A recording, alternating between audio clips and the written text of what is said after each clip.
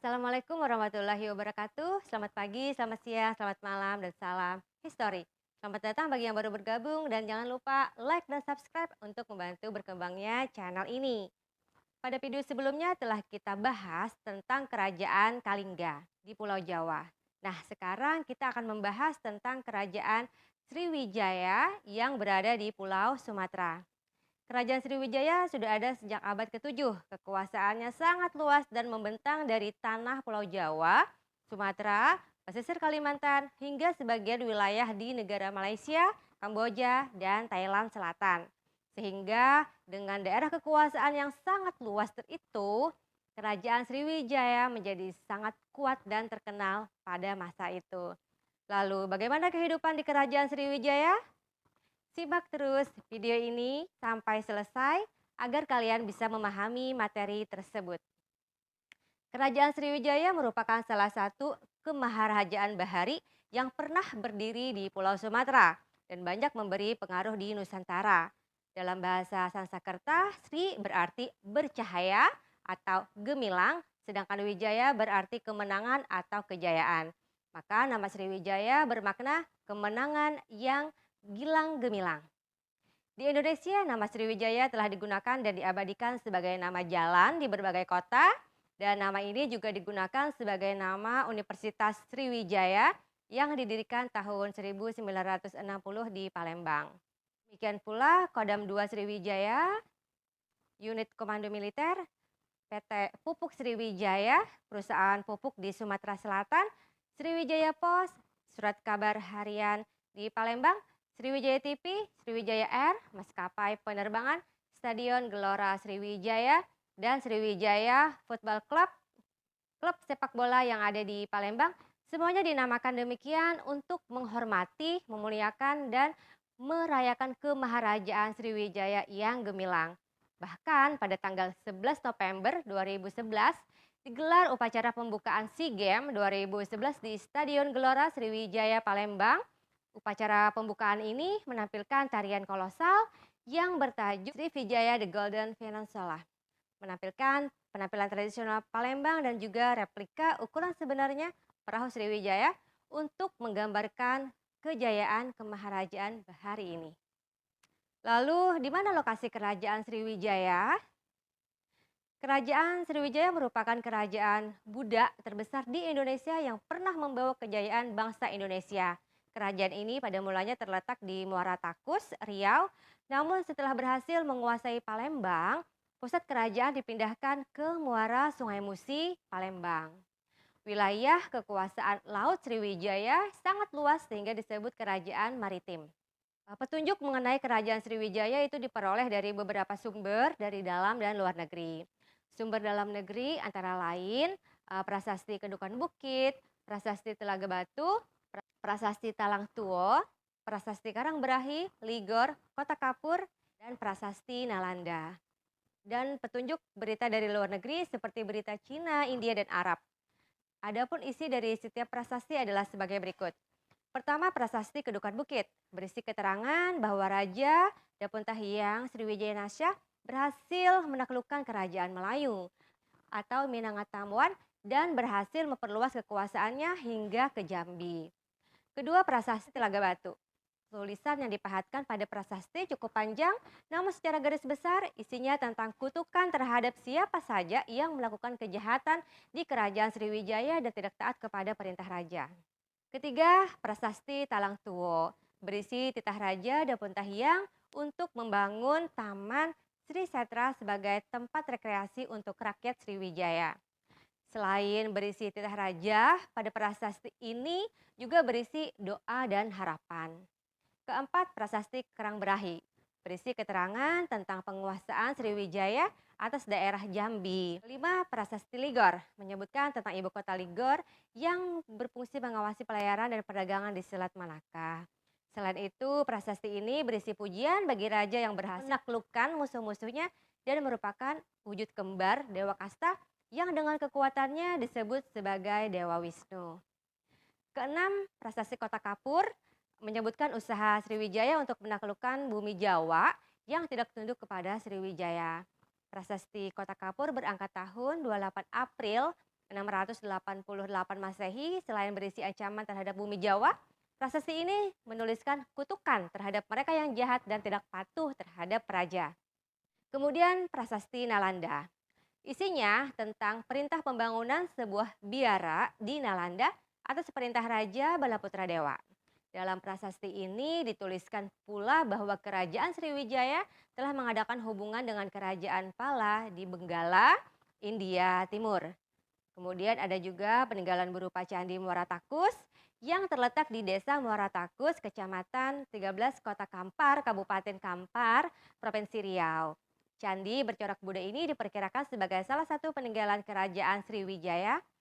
Dan ada juga patung Buddha Bukit Seguntang yang merupakan peninggalan dari kerajaan Sriwijaya. Patung Buddha yang berasal dari abad ke-8 ditemukan di Bukit Seguntung, Palembang. Adapun sumber sejarah dari berita Cina dalam kitab sejarah dinasti Song dijelaskan bahwa Sriwijaya telah beberapa kali mengirimkan utusannya ke Tiongkok yang datang pada tahun 971, 972, 974, 975, 980, dan 983 Masehi. Pada tahun 1983 Masehi, Pak Yung, pendeta Tiongkok, ketika pulang dari India setelah mempelajari kitab-kitab suci, singgah di Sriwijaya. Selain itu disebutkan pula bahwa utusan Sriwijaya telah datang ke Tiongkok 998. Utusan ini setahun lebih lama tinggal di Tiongkok dari rencana hanya 2 tahun. Hal ini disebabkan Sriwijaya dalam keadaan perang dengan salah satu kerajaan di Jawa. Kemudian berita India. Diperoleh keterangan bahwa Raja Sriwijaya pernah menjalin hubungan dengan raja-raja di kerajaan India seperti Kola dan Nalanda. Berikutnya berita Arab. Ibnu Hordazbeh dari tahun 844 sampai 848 Masehi mengatakan bahwa Raja Zabak Sriwijaya disebut Maharaja. Kekuasaannya meliputi pulau-pulau di lautan timur. Negeri ini memiliki banyak gajah. Sementara itu Ibnu Al-Faqih menyebutkan bahwa Jabak memiliki gunung api. Barang dagangannya terdiri atas cengkeh, kayu cendana, kapur barus, dan pala. Rajanya disebut Maharaja dan sangat kaya. Lalu bagaimana dengan kehidupan politik Sriwijaya? Nah, menurut bukti-bukti yang ada sampai sekarang belum diketahui siapa raja pertama kerajaan Sriwijaya. Karena tidak semua raja meninggalkan bukti-bukti sejarah. Namun kita dapat mengetahui beberapa raja yang sempat menguasai kerajaan ini, yaitu sebagai berikut. Pertama, Raja Dapuntahyang diketahui dari prasasti Kedukan Bukit. Pada masa pemerintahannya, ia berhasil melebarkan kekuasaan Sriwijaya sampai Jambi. Sejak Dapuntahyang diangkat menjadi raja, ia sangat menginginkan kerajaannya dapat menjadi kerajaan maritim. Kedua, Raja Balaputra Dewa. Pada masa pemerintahannya, Sriwijaya mengalami perkembangan yang pesat. Kegiatan pelayaran dan perdagangan rakyatnya ditingkatkan. Ia telah mengadakan hubungan dalam bidang keagamaan, politik, perdagangan, dan pendidikan dengan Raja Dewa Paladewa di India seperti yang tertulis dalam prasasti Nalanda. Kemudian Sanggrama Wijaya Tunggawarman yang dalam masa pemerintahannya kerajaan Sriwijaya mengalami kemunduran, bahkan kerajaan ini berhasil ditaklukkan kerajaan Kola. Lalu bagaimana hubungan dengan luar negeri? Hubungan luar negeri kerajaan Sriwijaya lebih aktif dibandingkan dengan kerajaan-kerajaan Indonesia lainnya. Sriwijaya memiliki hubungan baik dengan India dan Tiongkok. Berdasarkan keterangan dari prasasti Nalanda, Raja Balaputra Dewa memiliki hubungan baik dengan Raja Dewa Paladewa dari Benggala. Dituliskan dalam prasasti tersebut bahwa Balaputra Dewa pernah menghadiahkan pembangunan sebuah biara di sana. Selain itu, pada masa pemerintahan Sanggrama Wijaya Tunggawarman, Sriwijaya pernah memberikan hadiah sebuah desa untuk diabdikan kepada Sang Buddha. Namun sangat disayangkan, hubungan baik ini ternodai akibat persaingan perdagangan. Kerajaan Kola di bawah pemerintahan Rajendra Kola Dewa I menyerang Sriwijaya. Nah, pernahkah kalian mengalami pengalaman seperti hubungan Sanggrama Wijaya Tunggawarman dengan Rajendra Kola Dewa I? Sangat disayangkan bukan? Selisihan yang terjadi di antara dua sahabat memang sangat disayangkan. apalagi perselisihan tersebut telah mengarah kepada rasa dengki dan dendam. Coba diselesaikan dengan cara yang baik, dengan mengajak bicara dan tulus, dan ingatlah masa-masa indah. Itu mungkin yang dapat kita ambil hikmahnya dari peristiwa persaingan Sriwijaya dan Jenderal Dewa I yang menyerang Sriwijaya. Berikutnya kehidupan budaya. Sriwijaya pernah menjadi pusat pendidikan agama Buddha. Seorang Buddha dari Tiongkok bernama Itsing pada tahun 761 Masehi berangkat dari Kanton ke India untuk belajar agama Buddha. Ia singgah di Sriwijaya selama 6 bulan untuk belajar bahasa Sanskerta. Pada saat itu di Sriwijaya juga terdapat seorang guru agama Buddha terkenal bernama Satyakirti yang menulis buku berjudul Hasta dan Dasastra. Para biksu Tiongkok yang hendak belajar agama ke India dianjurkan untuk belajar di Sriwijaya selama 2 tahun. Pada masa berikutnya yaitu pada tahun 717 Masehi, dua pendeta tantris bernama Wajrabodhi dan Amogawajra datang ke Sriwijaya. Namun perlu kalian ketahui bahwa di Sriwijaya tidak hanya berkembang agama Buddha. Hindu juga ikut berkembang di Sriwijaya. Hal ini dibuktikan dengan temuan arca Ganesha besar yang terbuat dari batu yang ditemukan di kota Palembang. Selain Hindu, agama Islam pun ternyata mulai masuk dan berkembang di Sriwijaya. Hal ini dibuktikan dengan adanya berita Tiongkok dari dinasti Tang yang menyebutkan bahwa abad ke-7 dan ke-8 masyarakat muslim sudah ada di Sriwijaya. Hal ini membuktikan di Sriwijaya telah terjalin keharmonisan antar pemeluk Buddha, Hindu, dan Islam.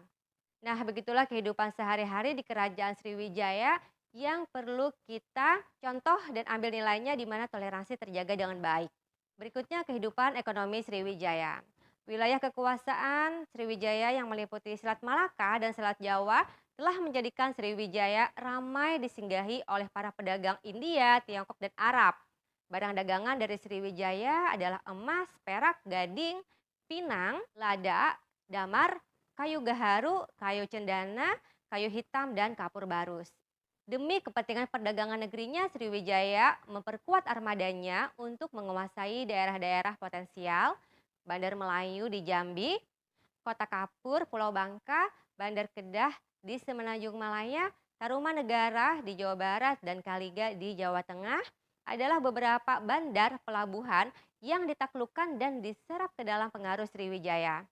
Melalui cara ini, Sriwijaya berhasil menyalurkan barang-barang dagangannya ke pelabuhan-pelabuhan yang dikuasainya. Untuk mempermudah dominasi perdagangannya di Asia Tenggara, Sriwijaya pun tidak keberatan membayar upeti kepada Tiongkok. Hal ini dilakukan untuk menjamin agar Tiongkok tidak membuka perdagangan langsung dengan negeri lain di Asia Tenggara. Perkembangan perdagangan Kerajaan Sriwijaya telah memperkuat kedudukan Sriwijaya sebagai kerajaan yang mengandalkan perekonomiannya dari kegiatan perdagangan dan hasil-hasil laut. Untuk memperkuat kedudukannya, Sriwijaya membentuk armada angkatan laut yang kuat. Lalu hal-hal apa yang menjadi penyebab kemunduran Kerajaan Sriwijaya? Adapun hal-hal yang menjadi penyebab kemunduran Sriwijaya antara lain serangan Raja Dharmawangsa pada tahun 990 Masehi. Ketika itu yang berkuasa di Sriwijaya adalah Sri Sudamani Warmadewa. Serangan ini tidak mengalami keberhasilan namun telah melemahkan Sriwijaya.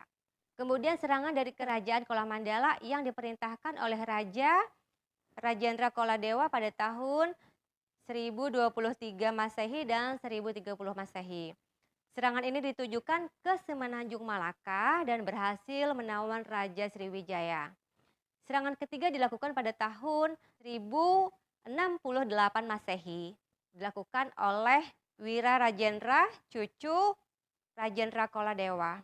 Kemudian pengiriman ekspedisi Pamalayu atas perintah Raja Kertanegara pada 1275 sampai 1292 Masehi yang diterima dengan baik oleh Raja Melayu Jambi Mauliwarmadewa makin melemahkan kedudukan Sriwijaya. Kemudian muncul dan berkembangnya kerajaan Islam Samudra Pasai yang mengambil alih posisi Sriwijaya dan serangan Majapahit dipimpin Aditya Warman atas perintah Mahapatih Gajah Mada yang mengakibatkan Sriwijaya menjadi taklukan Majapahit. Nah, demikianlah tentang bagaimana kehidupan dan keruntuhan Kerajaan Sriwijaya. Meskipun hampir tak meninggalkan jejak atau bekas, namun terdapat beberapa peninggalan kejayaan Kerajaan Sriwijaya yang sampai saat ini masih dikenal rakyat. Bahasa merupakan warisan Kerajaan Sriwijaya. Selama berabad-abad, kekuatan ekonomi dan keperkasaan militernya telah berperan besar atas tersebar luasnya penggunaan bahasa Melayu kuno di Nusantara, setidaknya di kawasan pesisir. Bahasa ini menjadi bahasa kerja atau bahasa yang berfungsi sebagai bahasa penghubung yang digunakan di berbagai bandar dan pasar di Nusantara. Kemungkinan besar tersebar luasnya bahasa Melayu kuno telah membuka dan memuluskan jalan bagi bahasa Melayu sebagai bahasa nasional Malaysia dan bahasa Indonesia sebagai bahasa pemersatu modern. Nah, Kerajaan Sriwijaya merupakan sumber kebanggaan dan bukti kejayaan masa lampau Indonesia. Kegemilangan Kerajaan Sriwijaya telah menjadi sumber kebanggaan nasional dan identitas daerah, khususnya bagi penduduk kota Palembang, Sumatera Selatan. Semoga ini menjadi inspirasi dan motivasi untuk kita para pemuda dalam membawa Indonesia ini menjadi zaman kejayaan yang hilang gemilang seperti Kerajaan Sriwijaya. Semoga apa yang disampaikan ini dapat dipahami dan bermanfaat. Sampai jumpa lagi pada video berikutnya. Wassalamualaikum warahmatullahi wabarakatuh. Salam history.